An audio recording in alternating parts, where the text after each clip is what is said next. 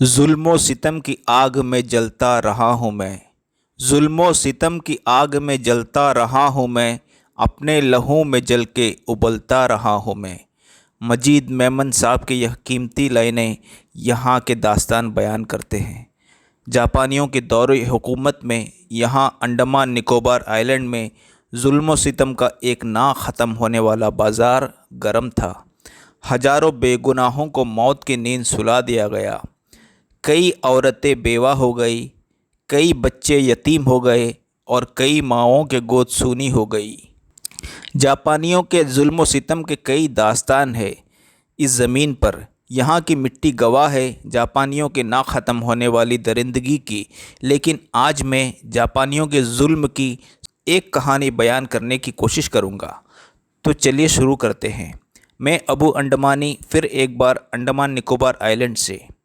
इन जज़ीरों में विदेशियों के जुल्म सितम की लंबी फहरिस्त रही है। 25 अक्टूबर 1789 को कैप्टन आर्किबल्ड ब्लेयर ने अंडमान आइलैंड में पहला ब्रिटिश झंडा फहराया था। फिर इन जज़ीरों को वतन परस्ती के मतवालों का कैदगाह बना दिया गया।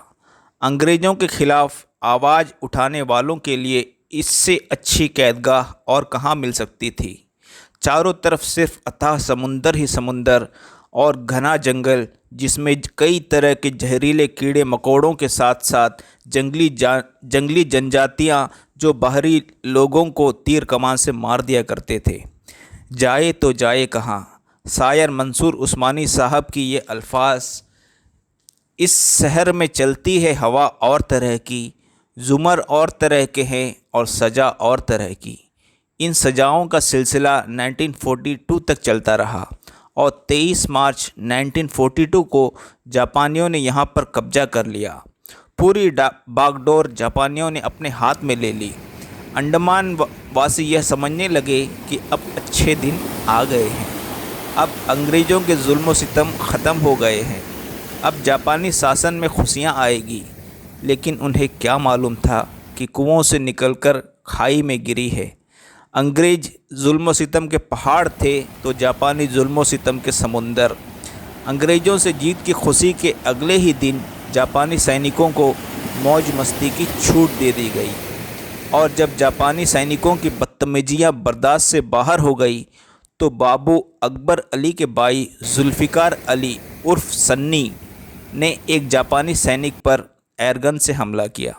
बस फिर क्या था, सन्नी तो छुप गए, पर सन्नी के तलाश में फ़ौजियों ने घरों को जलाना शुरू कर दिया। हालात की नज़ाकत को देखते हुए सन्नी ने अपने आप को जापानियों के सुपुर्द कर दिया। मैंने अपने पहले वीडियो में भी इसका जिक्र किया है, लिंक आपको डिस्क्रिप्शन में मिल जाएगा। जुल्फ़िकार अली उर्फ सन्नी को मैदान में लोगों के सामने इतनी दरिंदगी से मारा गया कि लोगों में जापानियों की वहशत छा गई। यहाँ की छोटी सी आबादी के दिलों में जापानियों का खौफ छा गया। लोग घरों की खिड़की दरवाजे खोलने की हिम्मत नहीं जुटा पाते थे। रोशनी अंधेरों में खो गई। हर तरफ सन्नाटा, हर तरफ खामोशी। किसी भी फौजी को अपने घर के आसपास देखकर ही लोग कांप जाते थे। सांसों की रफ्तार बढ़ जाती थी। जापानियों ने चुन चुनकर पढ़े लिखे लोगों पर इल्ज़ाम लगाना शुरू किया। जापानियों को शक की बहुत बड़ी बीमारी थी। उन्हें हमेशा यह शक हुआ करता था कि ये पढ़े लिखे लोग अंग्रेज़ों के लिए जासूसी करते हैं। जापानियों ने बेगुनाह लोगों को सेलुलर जेल में भरना शुरू कर दिया। इन बेगुनाहों की फहरिस्त में 7 ऐसे लोग भी थे जो पढ़े लिखे अच्छे पोस्ट में रह चुके थे, जिनके नाम Shri Narayan Rao superintendent of police, Gopal Krishna assistant commissioner, Ittar Singh assistant superintendent of police, doctor Surendra Nath Nag sub assistant surgeon, Abdul Khaliq meteorological department, सूबेदार मेजर सूबा खान पंजाब मिलिट्री, छोटा सिंह मिलिट्री पुलिस पंजाब।